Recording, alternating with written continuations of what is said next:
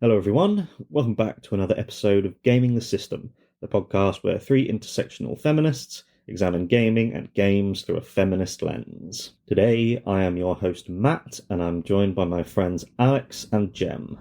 Before we get started, if you want to support us, you can subscribe to our Patreon at patreon.com/gamingthesystem for some exclusive content, or you can send us a one-off donation via PayPal to our email address, wearegamingthesystem@gmail.com.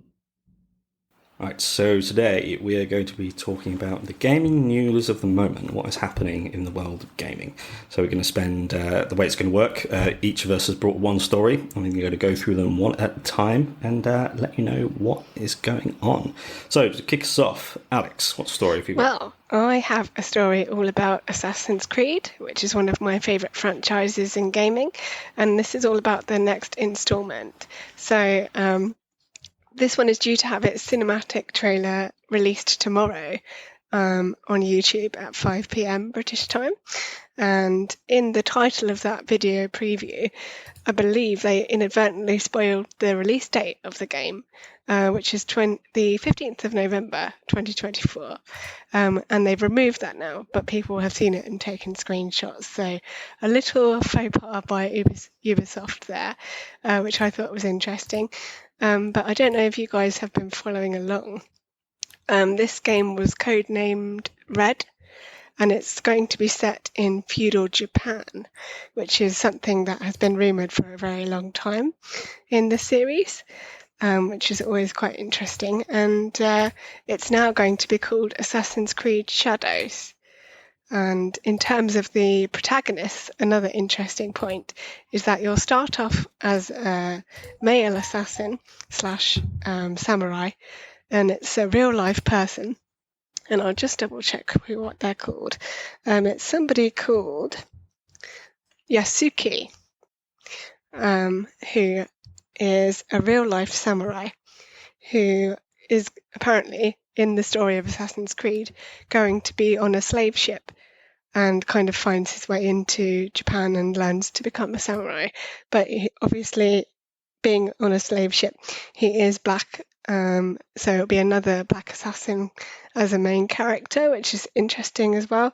And then there will also be, as is the usual thing these days, another character who you can play who will be a female assassin, who's got a more stealthy style of gameplay, which is very much in the mould of Assassin's Creed Syndicate. For anyone that's played will know that Jacob and Evie Fry, the Fry twins, Jacob was a lot more aggressive and sort of hands-on fist-fighty, and Evie was a lot more stealthy. And they did try to kind of push you in that direction with both the characters, although technically you could really play them in the same way because they just used more or less the same sorts of character moves for each of them. So it'll be interesting to see how this one plays out. And I'm just quite excited for the release of the trailer tomorrow, because I always find that the trailers are very exciting, even though they probably don't represent a lot of what's actually going to be core gameplay. But yeah, I just wanted to share that with you guys and see if you had any thoughts on Assassin's Creed in general, and also just generally if game trailers get you excited anymore, because I know they've changed a lot over the years. But yeah, that's the first story I wanted to share. Yeah, I only came across this yesterday. I don't know why they seem to have been like quite a sudden reveal. Yes, yeah. And there have been lots of samurai games. There certainly have. There have been the Ghost of Tsushima was as close to an Assassin's Creed game as it could be.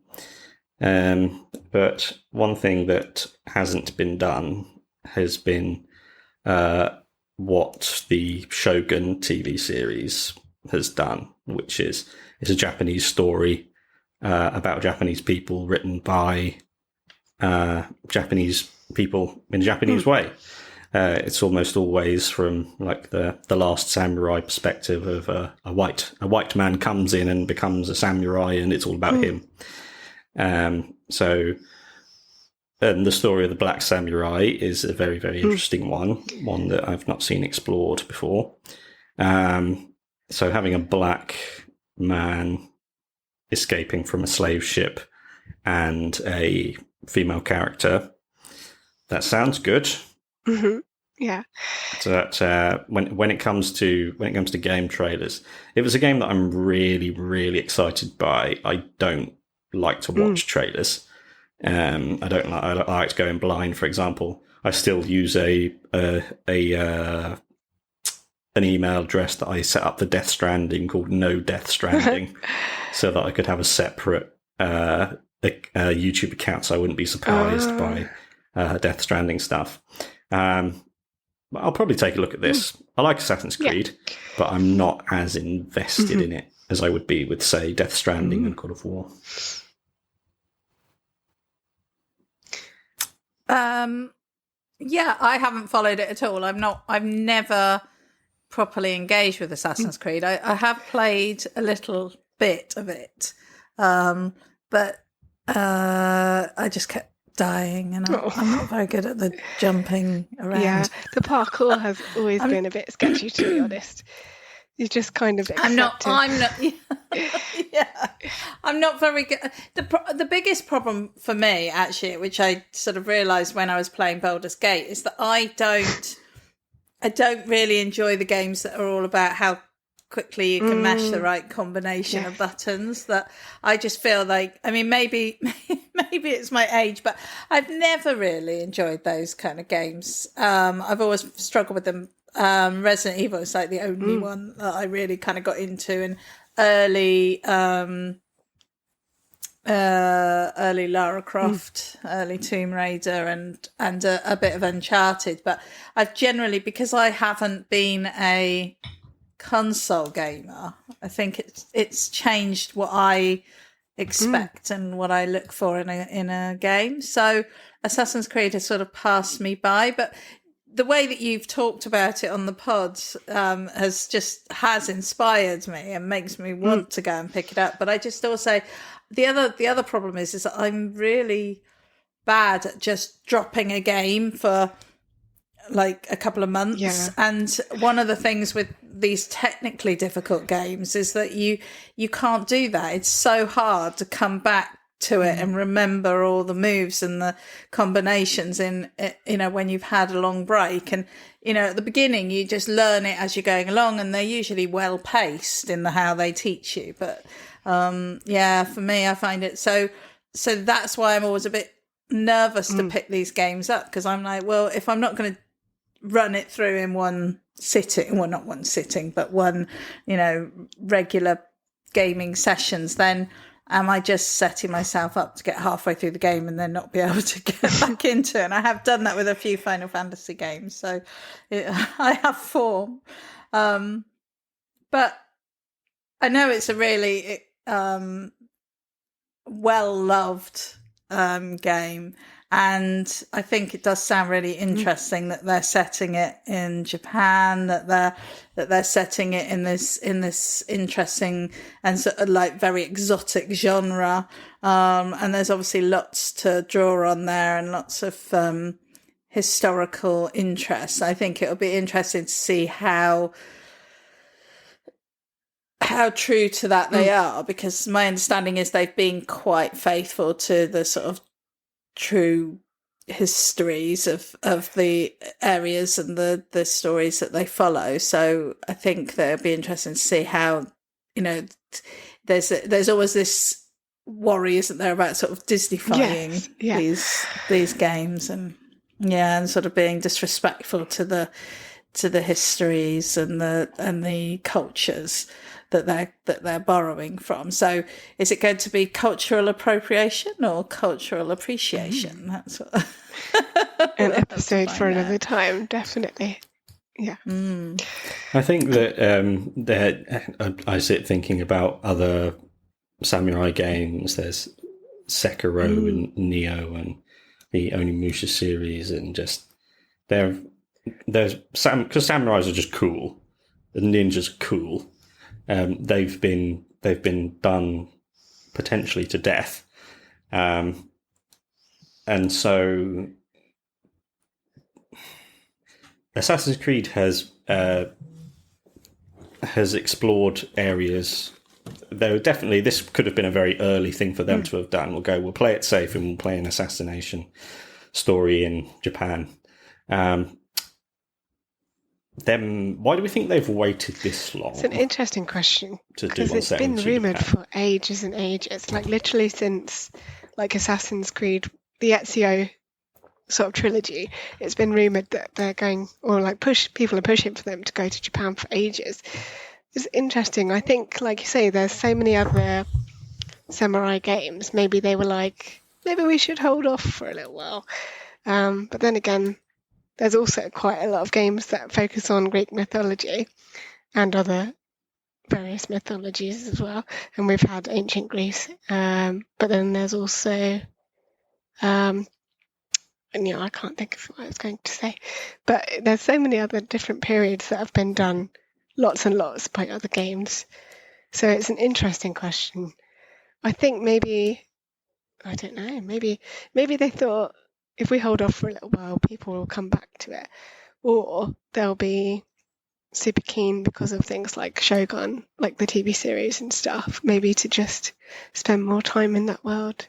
It's a tricky balance, I'm sure, because there is a danger that people are just going to be tired of it, having so many other things that are already a bit like it, that are already available. So it'll be interesting to see kind of how they differentiate themselves and how they make it interesting to someone who might have played a lot of similar games or been watching a lot of similar things all about that period of history. I guess the cinematic trailer might give us some clues, so we'll have to wait and see. But your guess is as good as mine for when they chose to release it. Yeah. Yeah. Assassin's Creed was I think the first game I played on PS3, so they'll always have a place in my heart. And I loved particularly Odyssey and Valhalla. So they've been going strong, in my opinion. So yeah, hopefully, fingers crossed, it'll be something exciting at least. For our next story, I'm going to go to me. Part 2. So, I'm sure everyone knows now, the Fallout TV series has been a smash hit. It's a big deal, and we're going to have a little chat about that. First off, from the bit of information that I'd like to put up first is the incredible surge in people playing the games over the last couple of weeks, and that Fallout 4 had at one point 164,000 concurrent players, and Fallout 76 at 73,000. So this is the model that all game adapters should be looking at, I think, because what they want is they'll release the show, and then that will immediately get people to go, oh my God, I need to play these games. And that's clearly what has been happened. So I've watched all of it. Mm-hmm. How about the two of you? I have watched all of it as well, yes. Yeah. I've only watched the first episode, but I really enjoyed the first episode and definitely will be watching the rest of it. I just haven't had opportunity. I at first I'm interested to see what you two think about this.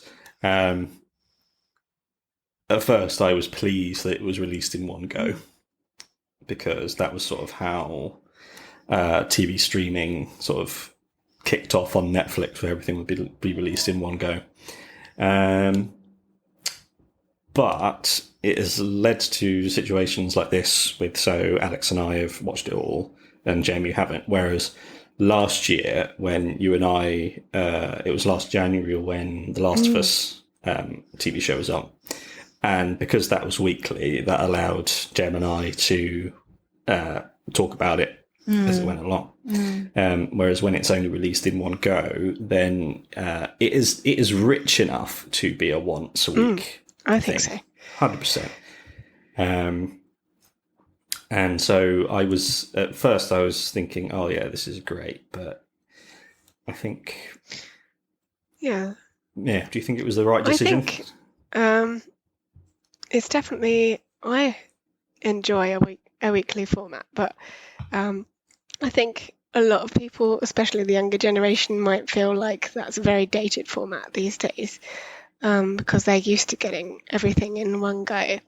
I think in terms of, people being able to talk about it like we do, it's better to be in a weekly format, because even a lot of reviewers online were saying this is already going to be a less popular video because people have already reviewed it before me and it's been out like a week, and now my video is boring old news because people have already watched reviews of the show, like the day that it came out and stuff. So that's kind of limiting the reaction in terms of people's content and the ability to kind of talk about it online in a way that's relevant over a long period of time.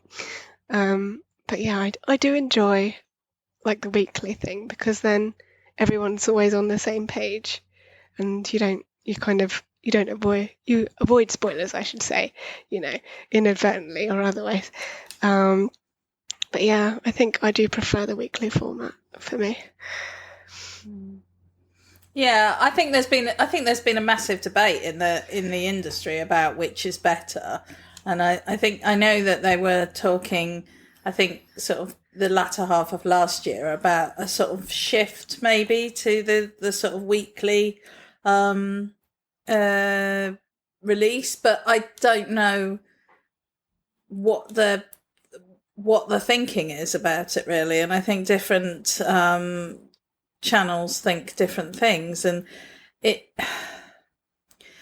think it is really problematic on the spoilers side of things, and it's really problematic for those of us that like to comment on these things and be involved in it, that you either have to sit down and, whether you like it or not, watch it all in one sitting, or you have to accept that people might view your review as old hat because it happens 3 weeks after the launch of the series. I do think that is a problem in general, actually, with this idea that we live in this sort of 24/7 world where we expect something new with every intake of breath, really, and I think it's a shame, because some shows, especially those that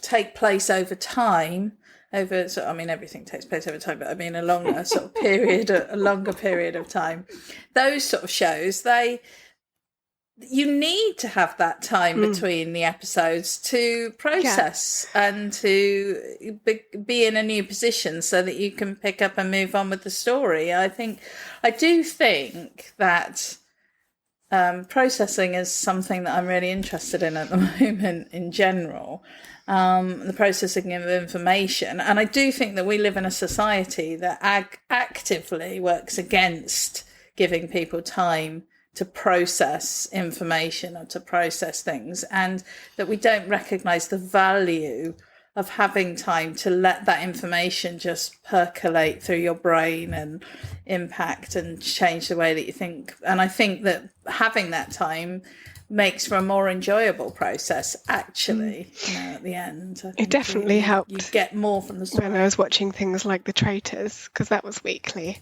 that definitely helped with processing, because you need at least a few hours to discuss what had been going on in each episode. So I'm on board with you there, Jem, definitely. Yeah. I suppose that's the biggest strength of the show, I think, is that it perfectly captures the experience of playing a Fallout game. It'll start and everything's like, and then you're just all the time going, something's wrong, something's wrong, what's wrong? And then it happens, and then you have to deal with that, and then you move on to the next thing. So, for example, we can talk about this at length, a great one when she gets married, and you're thinking, "Oh, this is great. Something's wrong. When's it going to go? Oh, it's gone wrong now." And her going okie dokie when he takes all his clothes off is hysterical. And then so there's that, and then there's the shit hitting the fan in a very extreme way, and then there's a mystery that you've got to leave the vault for. I don't how much if at all have you played of the games? I've played a little bit of Fallout 4 and the mobile game Fallout Shelter. I played a lot of that solidly for 3 months and then just stopped. And I got as far as basically a horde of ghouls in Fallout 4, and then they scared me so much that I was like, nope, and I left the game. But I did get power armor at that museum in Boston, I think it is. I remember that, and I found dog meat, and I also began to create a settlement, but that's as far as I got in Fallout 4. But I enjoyed it for the bit that I did play. Yeah, I played it a long time ago. I'm trying to remember where I was living when I did it. But at least close to 20 years ago, I guess, 18 years ago. Yeah, probably 18 years ago. And I did really like it as the game mechanics and everything. I can't remember which one it was. But I didn't like the world. I just found the world too depressing, too bleak, too horrific. That I think I've said before, I have a general phobia around nuclear holocaust anyway. So it just triggered all of that for me and hooked into all of that. So I didn't continue to play it, but not because of the game or the story or any of those things, just simply because I just found that desolate world too bleak, and I don't game for bleak. Yeah, I certainly felt like when you're out in the open, you're just constantly under threat, which was a very uncomfortable feeling. I just want to wander around and have a look at stuff, not be like, is something going to eat me every 5 seconds? That did make me uncomfortable, definitely. I feel like that was ever so slightly missing from the TV series, but in a slightly different way. Like, obviously it puts across the dangers of the wasteland in a really good way, but it in a different kind of way. I don't know if you felt the same, Matt. I don't want to be too spoilery, but yeah, we can talk about it more at another time. But yeah. Yeah, I played Fallout 4. I've only played Fallout 4 all the way through. Fallout 3, I was put off just because it's all green, and because it's 15 years ago, they can't make it look very. You can have a very rich post-apocalyptic environment, but it was a bit too green and grey for me. But then I played Fallout 4, and they clearly went, okay, we're going to do to Fallout 3 what Assassin's Creed 2 did to Assassin's Creed 1. Because Assassin's Creed 1 was that grey, Middle East, very grey. And then they went to the Renaissance of Italy with all that colour exploding into it.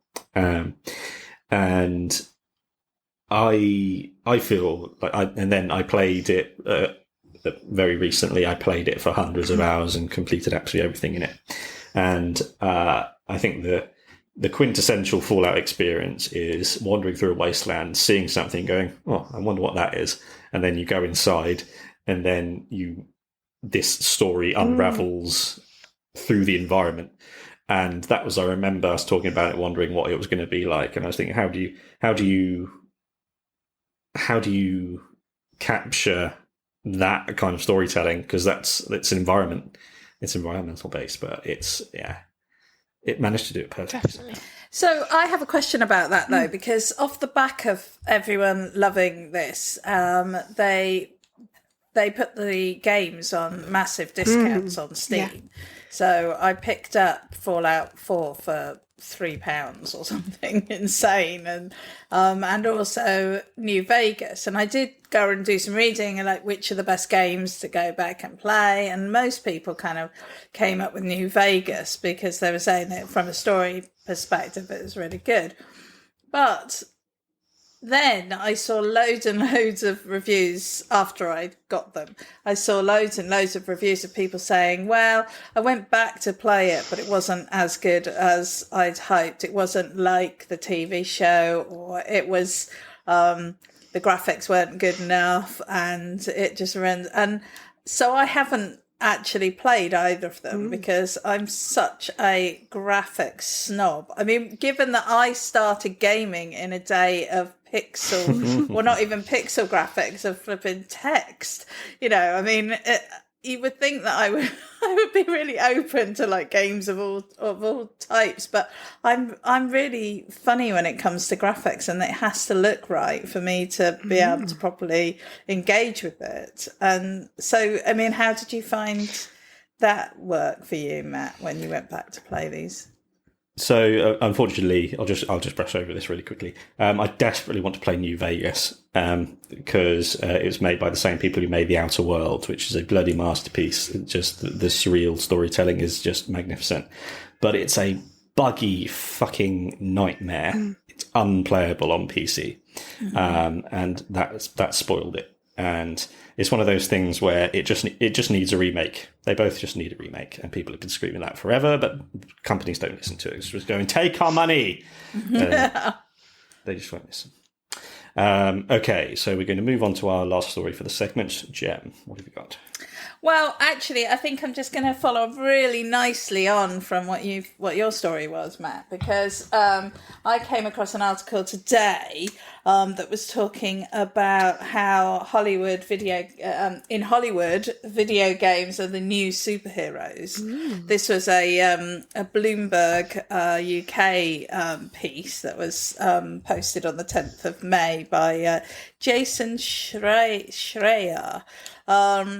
So, and it's a really interesting piece. Actually, it goes into a lot of detail about what's going on in the industry. But I had not realised the list of computer games that are being snapped up now as for movies or for TV series is insane. And it starts off by saying that this person. This woman received a call for a game that they had created. I think it was sort of like two people and a cat had put this game together. It was done on a shoestring, and it's called Dredge. Oh. And it was described as part serene fishing game, part horror. I was like, okay. And apparently somebody rang up and wanted to buy the rights to turn it into a movie. And it wasn't just anyone. It was, one of the really big kind of production teams. And at first she thought it was a joke. She thought it was a scam. But no, it turned out to be real. And then the article goes into talking about how, back in the 90s, computer games forming the sort of basis for movies was really a laughing stock. We had lots of really bad games. I think Resident Evil was horrendous, even though it was really nice to see the dogs. They were cool. But the Hounds of Hell. And the Sonic the Hedgehog ones didn't get, very popular response from the critics. However, they made 700 million between the two of them. So, it's not small amounts of money. But now we've got the Mario movies coming out, and obviously we've had the Fallout, which is, as you said, massively successful, Matt. And then before that, we had The Last of Us, and apparently they're doing God of War. Yeah. And is that a movie? Is that going to be a movie? I think it's going to be on Prime, so it's probably going to be a series, as far as I know. Yeah. So there's God of War. Apparently, somebody's bought the rights to Disco Elysium, Borderlands, The Witcher. Obviously, we know about Elsewhere, El Paso, Golden Axe. I mean, it's just a crazy long list of games that are being snapped up by Hollywood, and I think they're sort of seeing it as an opportunity to milk it going forward in the same way that they have the graphic novels. But I think that if they can do them to the same or at least similar level as Fallout and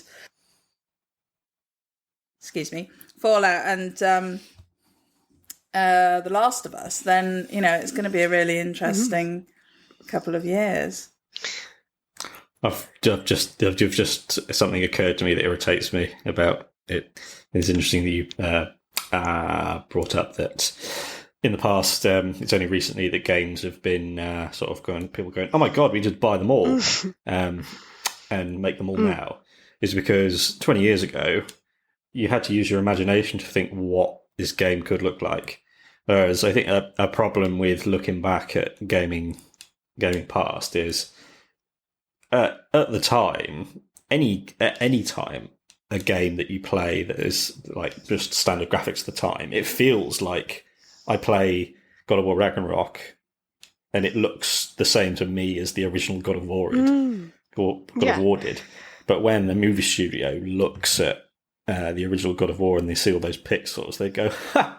How am I supposed to turn this into something that looks good? And the reason they're all doing it now is because all video games look at least as good as movies. They're the artists that put the work into games now. Literally, you can just go, oh, well, I'll just copy. If I just copy what they've done, the copy power armor, easy. Copy ghouls, easy. And copy vaults, easy. The hardest part is making it look good, and then it's people go from books the story and the world is done, but you still need to make it look like no one knew what Hogwarts looked like before the Philosopher's Stone movie, and it's looked like that ever since. It's wild. I think what's quite interesting is that you've got this sort of cyclic nature between these two that you were talking about earlier with Fallout, Matt. That you have a game that has a massive fan base, and then you turn it into a TV series which creates its own massive fan base, which in turn go and rediscover or discover the original games, and so it becomes this sort of cycle which benefits everyone in those two industries. It's a good thing, and from our perspective, it's a great thing because it's mainstreaming gaming, which can only be a positive thing for getting people to game. I mean, I think there are lots of ways it can go wrong, but I think getting more people, normalising gaming and making it more mainstream, I think will be a positive thing going forward for people like us. I think it also helps broaden awareness of like the types of games that are out there as well, because like people would probably go in thinking like, oh, this is a game, that's what I think of as gaming, is this type of game. But then seeing different TV series and films of different games, you'd be like, oh, I didn't think that was... Like The Last of Us, I think a lot of people were like, oh my God, is this really a game story? They suddenly realised that actually gaming can have really rich and really well-developed stories. So yeah, it's exciting times, and hopefully they can all be good quality, because we've also had some pretty poor adaptations in recent years as well, like the Uncharted film. That's not the best either. And I think the most recent Tomb Raider did a fair job, but it's not like a 5-star amazing groundbreaking film. It's a decent watch. It's a fun watch. I think that's the base level that we can expect from a lot of these adaptations. But with the TV series, I think they're kind of setting the standard because they've got more time to tell those stories. Which is so interesting. Yeah. Also, the framing. Last of Us Part 2, Last of Us TV show and Fallout both had incredibly high caliber showrunners.